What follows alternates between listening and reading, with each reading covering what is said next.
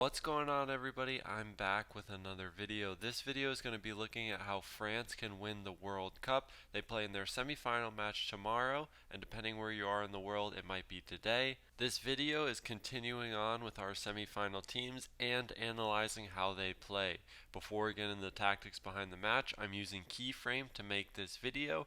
Both my books are in the description below. There's links to both those and my new tactics course if you want more resources to help you learn about tactics. But let's get right into France and how they play. So France play with a back four that start a little bit deeper and more narrow, but they'll soon be released into wide areas via the fullbacks and create asymmetry that could see them with three at the back at times in possession.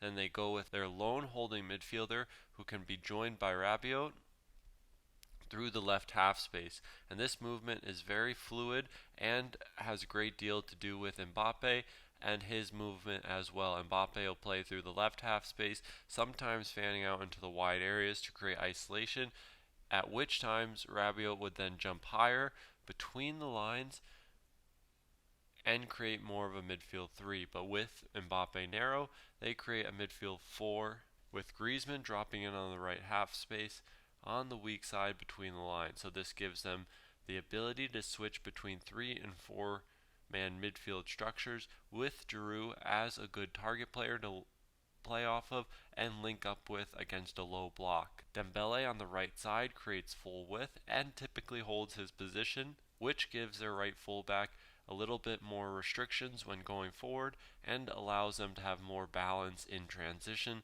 with their base structure a little bit off-centered. Now again from France, we'll see their back four. This time their left fullback starting a bit deeper and a bit more narrow, with Dembele coming between the lines, who will soon move into the wide area, and we'll start to see the three-man midfield of Griezmann, Rabiot, and their holding midfielder. But what we can also expect from France in moments is overloads between the lines, with Dembele inverting to then partnership with Griezmann, and Rabiot and Mbappe having well-timed movements and having a good understanding between each other to connect play between the lines, with Giroud moving to one side, usually the weak side, to pin the weak side central defender, and you'll see Giroud's positioned on the inside of Maguire, which will then lead him to have positional superiority.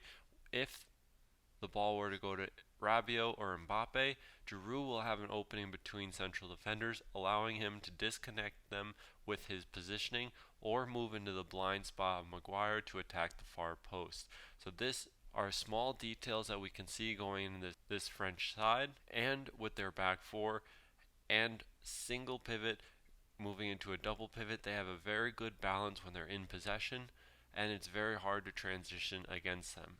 Now when they don't have the ball, they play in a slightly unusual way at times because of their covering for Mbappe, who has a very low defensive role, so teams will try and attack on France's left side. Rabiot has a bigger role to play out of possession, forcing him to shift into wide areas, usually pressing the fullback from the opposing team. What Mbappe does offer is an outlet in transition because of his low defensive work rate.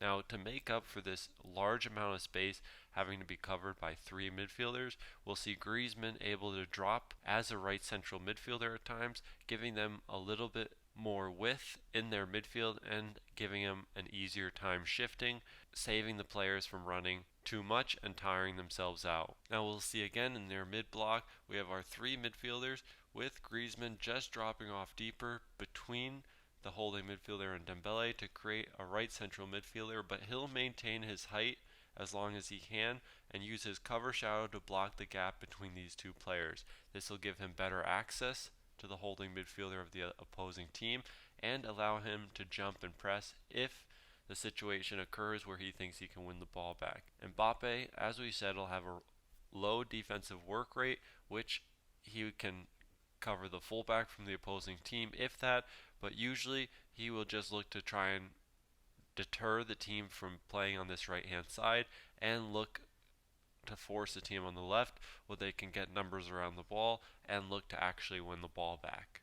And that's where we're going to wrap up this France analysis. Hope you guys enjoyed it, and I'll see you in the next one.